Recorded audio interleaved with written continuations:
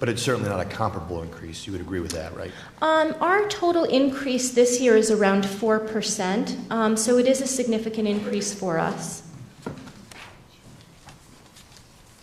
So this year it's comparable. That's correct. I'm sure you're going to get a lot of questions about this, but I would be completely remiss if we didn't talk about the minimum wage proposal, which of course is completely not funded anywhere financially in the budget.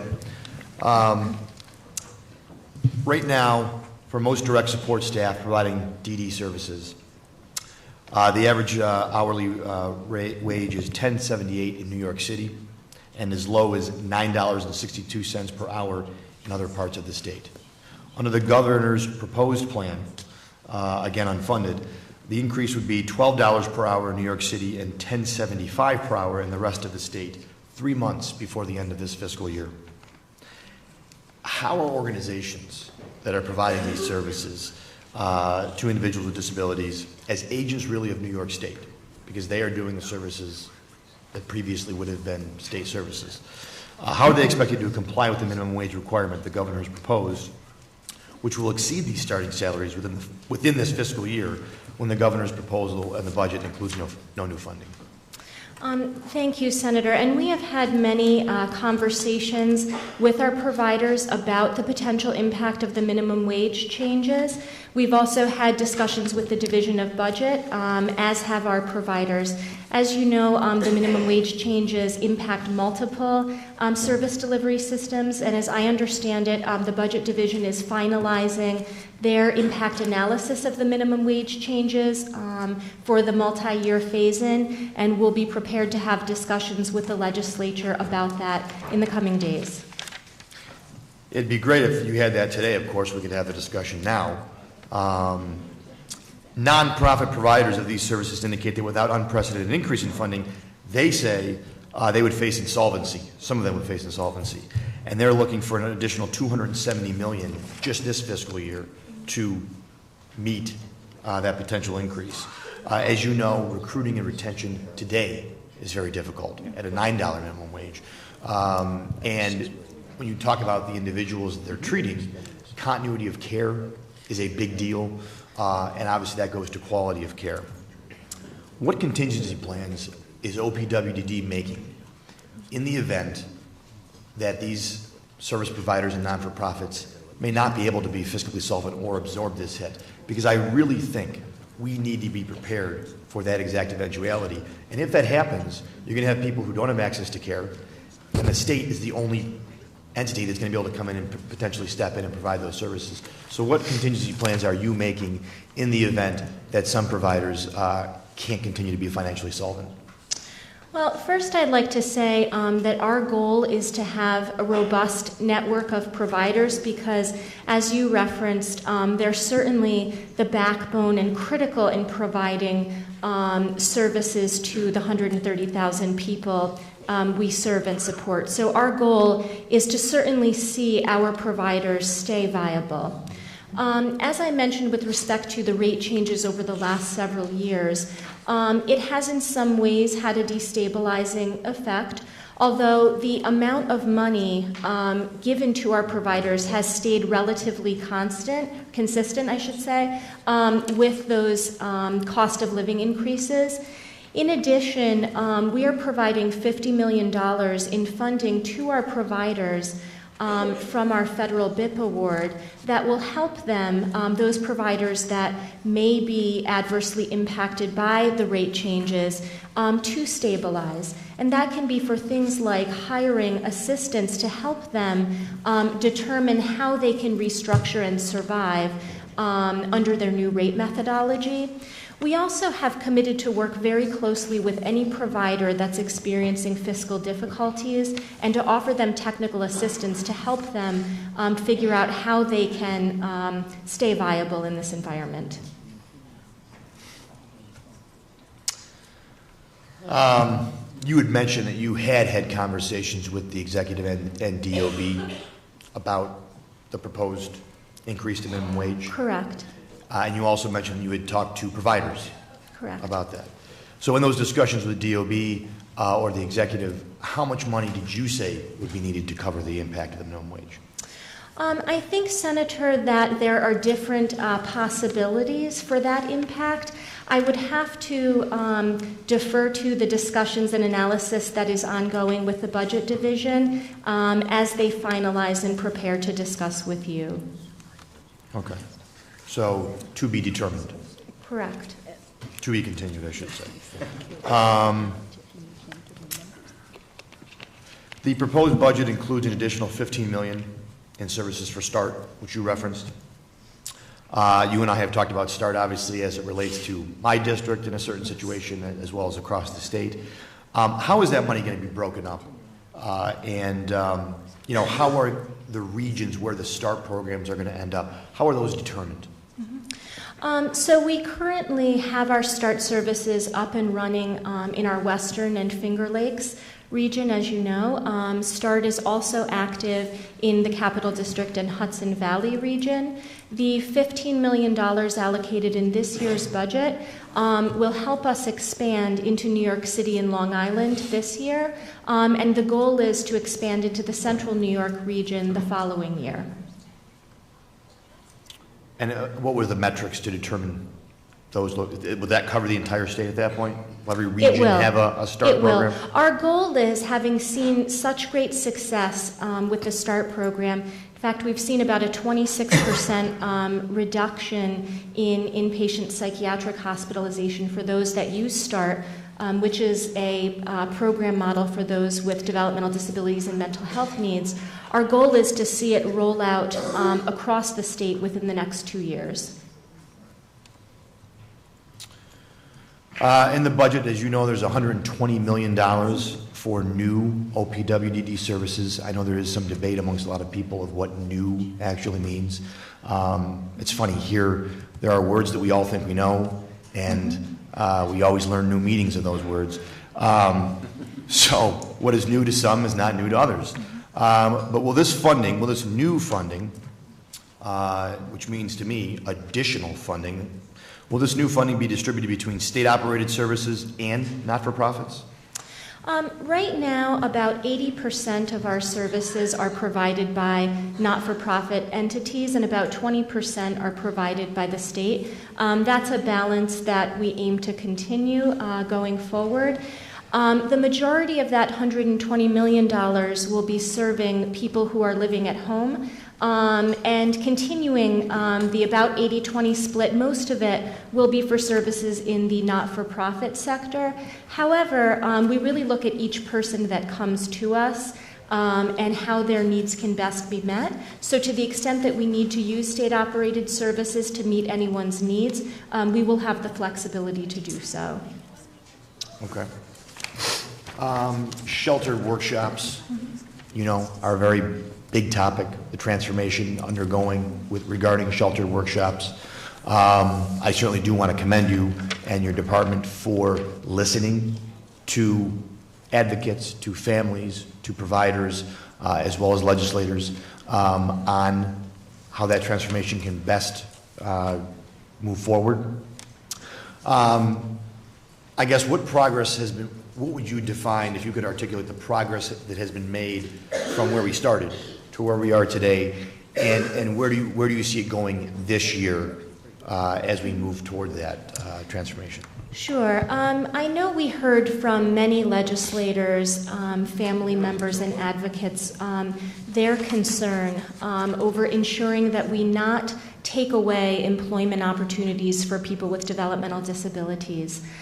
So over the course of this last year, we have worked hand in hand with our sheltered workshop providers to develop guidance that will allow them to transition to integrated business models. We held a statewide event here in Albany on May 8th. We've also had forums all around the state that were designed to get feedback and input on that plan. The final guidance was issued in December, and we'll be working with all of our providers over the next couple of months to help them come up with plans for compliance. Okay. I just want to reiterate on that, and I think I speak for a lot of folks. I think when I talk to parents and when we had hearings, the main focus was not completely against. It was that they wanted to make sure that it wasn't an option between simply competitive employment and staying at home, that there was a spot for everybody's child or loved one, and that really they had a choice or some level of choice into what they wanted to do. So if you want someone who wants to work, they can work, whether it's in some type of integrated workshop, whatever you want to call that, competitive employment, if they have that opportunity. But I think that was the concern that I heard from a lot of parents, was that they felt there would be a segment of individuals who could not get competitive employment that would be left out of the process. So I want to make sure that that is taken into account. Yeah, absolutely. And that's the exact reason why we took the action that we did, because we really did want to make sure that people weren't having to choose between a supported employment service when they maybe weren't ready for that, and not having employment. We wanted to make sure that there were as many options for people as possible to achieve pathways to employment. This is my last question. A hard drive toward managed care continues from this administration, and recently budget documents calling for an acceleration of the managed care implementation timeline. We have seen major investments in managed care readiness on the behavioral health front over the past couple of years. However, no similar investments have been proposed for OPWDD providers for the transition to managed care. And as you know, again, this is just another sort of problem that a lot of the providers are worried about. Is the transition to managed care still planned to take place in 2017? And if not, in this year's budget, when will the administration propose similar investments in managed care readiness efforts for the DD provider community? We have been working towards managed care in the OPWDD system since around 2010. The DISCO model for managed care, as we originally envisioned it, we wanted to ask the transformation panel to take a look at and make any recommendations they felt were necessary to make sure that we had the right program design model.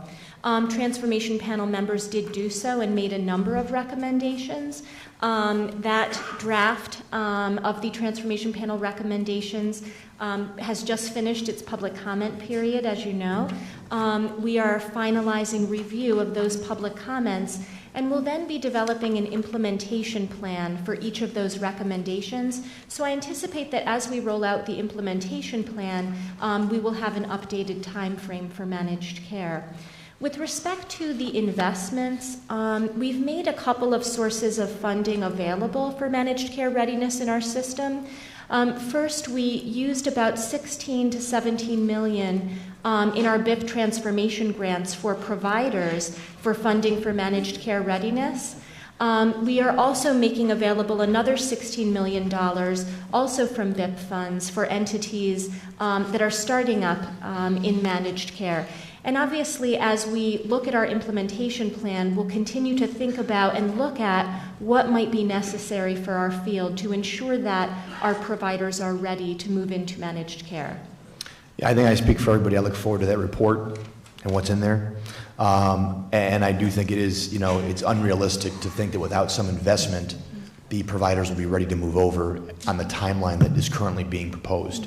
And I just want to finish by saying, Commissioner, thank you for being here. I was disappointed as it relates to OPWDD that the Justice Center wasn't here today.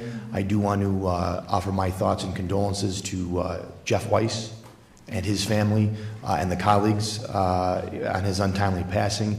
But I know Jeff would have been here, and I just think it's unfortunate that no one from the Justice Center is here to testify today. Thank you. Thank you. We've been joined by Senator George Amador. Assemblywoman Barrett.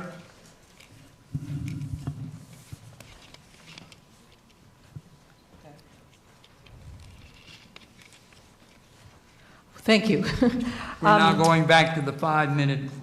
5 minutes, good. I just wanted first to just raise, as you may know, my district includes the site of the Wassaic Taconic site, and I'm just very concerned that 2 years after it's closed, and I know we've, had conversations about this, but that it still is totally abandoned. The buildings that are there are deteriorating. The community is on hold because there's great economic development opportunities.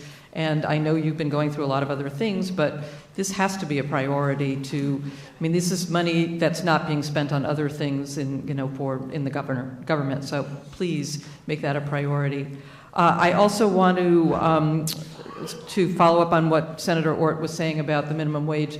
We are very concerned about, all of us in the state and in the legislature, about the impact of a $15 minimum wage for fast food workers and what it will do to keep people in these really important jobs as both in agency but also home health care workers. And it's not just the low wage earners, but it's the next people up the rung, because if salaries are increased, and obviously this has to come with the rates, if salaries are increased for the lowest people, then those $18 an hour workers who've been there for years at that rate will also need to be supported and recognized for the work that they've been doing. So this is not an inexpensive venture, but it's a critical venture, and we have to make it a priority. It was disturbing not to have that addressed in the budget, and I hope that whatever is forthcoming with the Department of Budget helps address that in a significant way.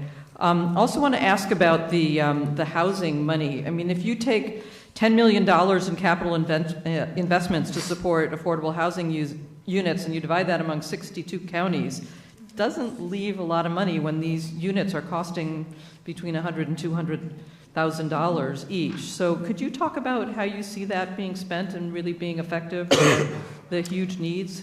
Sure. One of the things that our transformation panel has recommended is that we continue to think about how we can invest in more integrated community-based housing. Last year, the budget contained $5 million for supportive housing for OPWDD projects. This year, that investment has been increased to $15 million. It's a new $10 million. So we're really looking at thinking about how our system can evolve over time to take greater advantage of some of the affordable housing development that's happening. So we're going to continue to look for ways as we go forward and implement the recommendations of the Transformation Panel to participate in affordable housing development. So you see this as working with other supportive housing in our communities and being something that's a more holistic approach? We certainly do. We have, as you know, done a little bit of supportive housing in the past, but it's something that we're really looking to do more of as we think about meeting people's needs in a more holistic manner, as you referenced. Because clearly, the support required of people, depending on where they are in the spectrum of living with disabilities, developmental disabilities, is different. And obviously, you need to have the kind of cluster that works for individual needs, not necessarily the same as other kinds of supportive housing.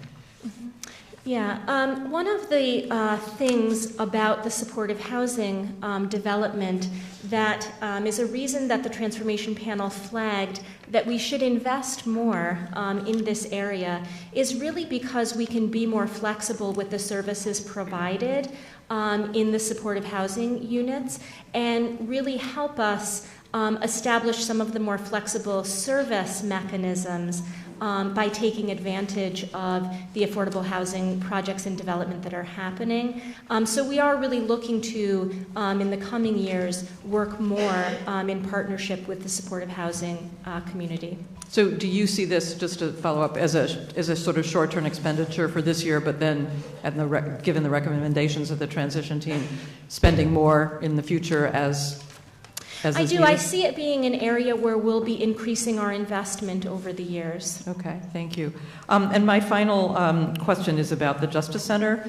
We are continuing to hear about how this is with all the good intentions, has turned out to be very problematic and challenging for many of the not-for-profits who are serving people with developmental disabilities. And I'm troubled by increasing the amount of investigative money that in the budget as opposed to helping address what's not working well.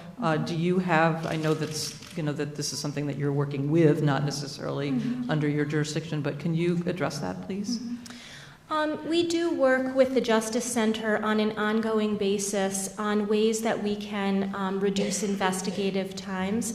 I would have to defer to the Justice Center on some of the specifics around what they're doing, but we work with the Justice Center both at a leadership level and at a staff level, and have recently completed a lean project that's really designed to reduce the time that staff are spending on leave due to investigations. So our goal really is to make sure that those investigations can close as fast as possible, and that staff can either return to work if the investigation has been unfounded, or that disciplinary action will be taken if there is an affirmed allegation. Are you finding, too, are you hearing from these agencies that this has been kind of a burden for them more than necessarily the benefits are demanding? Well, I think that certainly having the arm's length approach towards investigations is very helpful and was the underpinning of the Justice Center. We have heard concerns around the time frame of investigations, and we continue to work with the Justice Center on how we can resolve those concerns. Okay, thank you very much. Thank you. Again, welcome, Acting Commissioner. I do have a few questions for you. And especially since your agency, your department, works with our most vulnerable citizens in the state of New York, you have a very, very serious and very compelling responsibility as an agency. I was interested to hear the questions about the minimum wage, and the concern I think that many of us have is that there's only so much money available to agencies across the state that serve people with disabilities, and they're already struggling financially in so many ways. They have a very heavy regulatory burden, as was pointed out by my colleague, Assemblywoman Gunther, and they have to comply, and if they don't comply, obviously they get hit with fines and other financial problems. And so right now, many of the employees at these agencies are well under $15 an hour. Senate Finance met with your staff exactly 3 weeks ago, and at the time we were told that you would have the analysis from the Division of Budget as to what the financial impact would be in 2 or 3 weeks. So it's been 3 weeks. They met yesterday, asked again, and you just said that it's going to be coming in the near future. Can you give us a better idea of when exactly it would be coming? Because I think that across the board, Assembly, Senate, we would be very interested in that information. Also, will that report that you supplied to us give us a plan as to how to pay for this? Well, Senator, I know that there is very serious concern among our provider entities around how the minimum wage change will be implemented, as I referenced earlier. I don't have the exact date on which that analysis will be available, but I do know that it will be coming shortly for your review. And will it include a mechanism to pay for it? Because, I've heard some of the providers have said to me, well, we're kind of being told that OPWDD is saying that you're just going to have to make it up in administrative costs. I honestly don't know how that could ever happen in a million years, because right now, administratively, as you know, they're very complex systems as far as how they have to report, how they have to manage their finances, and they're already stretched way beyond belief. So how, will that include a plan is to pay for this if this $15 per hour proposal by the governor were to go ahead? I know that the administration will be having discussions with the legislature about how the impact of the minimum wage changes can be accommodated. Okay, so you anticipate that we'll get some sort of plan then, as far as that goes, is what you're saying? I anticipate that the administration will be having discussions with you very shortly about that impact and a proposed path forward. Thank you. That would be great to have that information. I wanted to switch gears to sheltered workshops, and that's been a special concern of mine also. And I appreciated some of the answers that you gave. I just want to share with you, I just got this email a couple of days ago, and I'll read part of it. I am a mother of a 34-year-old man with cerebral palsy. He has attended a sheltered workshop since he graduated high school. I would like to know why they want to close them. Because my son will not be able to work in the mainstream. They say if he can't work, then he can retire and do more recreational activities. My son is only 34. Is that retirement age? Also, where is the money supposed to come from if the person lives at home with their family to do recreational things? We get $23 a month from the state of New York. In combination with his SSI, he's lucky if he or we can get the extra things that he needs, basic things. She goes on to say how upset he is to lose his employment, how upset he is to lose the ability to earn a paycheck. And this is something that I've heard over and over again. I have so many friends. I worked in an agency for people with disabilities for 15 years before I ran for state office. People who are my personal friends are losing their jobs. I visit my sheltered workshops. There is this real sense of despair in many cases. And I talk to parents, and parents say to me, you know, we fought this fight. We went through the 50s, the 60s, the 70s. We got services. We thought we were set. We thought our family members were set. And now it just feels like we've gone backward. I'm elderly, or I have to work. I can't have my family member at home. I don't know what I'm going to do. And this is something I've heard over and over again. So we've made some progress. You talked about supported employment. But could you give a better sense of what is going to happen with sheltered workshops? I know that no more admissions after 2013, no more funding after 2020. But what happens to these people who are going to lose their job, going to lose their ability to see their friends, and have nowhere to go? Sure, I'm happy to address that. And we did hear many concerns from people in exactly the circumstances that you're describing, who were very worried that if we closed sheltered workshops, there wouldn't be an employment option for themselves or their loved one. That's why we took the action that we did, which was to develop guidance for how sheltered workshops can transform into integrated businesses. And stay open as an integrated business and continue to be funded. So what we're going to be doing over the course of the next year is working with all of our workshop providers on compliance plans, and as soon as we have those plans, they will be able to begin admitting new individuals. I'd like to sit down and talk with you about the specifics of the individuals you're referencing, because it's very concerning to me if someone is being told at 34 years old that they will have to retire. That's not something that we would see as an acceptable goal for anyone in our system. Okay, I would love to talk to you about that, because again, I think that if these work centers, and again, that's great progress from where we were at, where we were looking at possibly no services, because as you know, it's not realistic to think that we can just have competitive employment for every person with a disability. Wish we could, but their levels are different. Each person is different. And so I'd like to stay in touch with you about what is being told to agencies and how it works. And I think we have to monitor this as it goes along. And if people fall through the cracks, then I think we have to take action to make sure that their needs are met. So thank you for that. Absolutely. Okay. Thank you.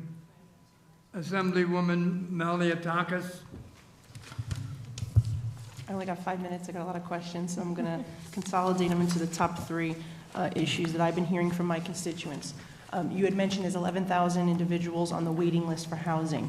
This is, I got to tell you, the number one issue in my office. These parents are so upset. They don't know what's going to happen to their child. The agency really needs to do something here, and this administration, I feel, has not made this a focus. What is the current wait time for housing right now out of, for these 11,000 people? So we hear the concern as well that you're describing from family members who are concerned about accessing a placement for their loved one. I can tell you we've taken a number of actions in the last year that we think will help us. We have, as I mentioned, reached out or attempted to reach out to every one of those 11 or 12,000 people to determine either if they have an immediate need that needs to be met, and for 500 or so of them, as I referenced, we're now working with them to meet that need, but also to help us develop a long-term plan to meet those needs. Many people who are on that list of about 11,000 people aren't looking for something immediately. They're looking for something a little bit more long-term. And we want to do a better job of planning services for those individuals. In addition, the $120 million that I referenced in new funding will be going to support people living at home. So for people who need to access a residential placement, that funding will be available for them.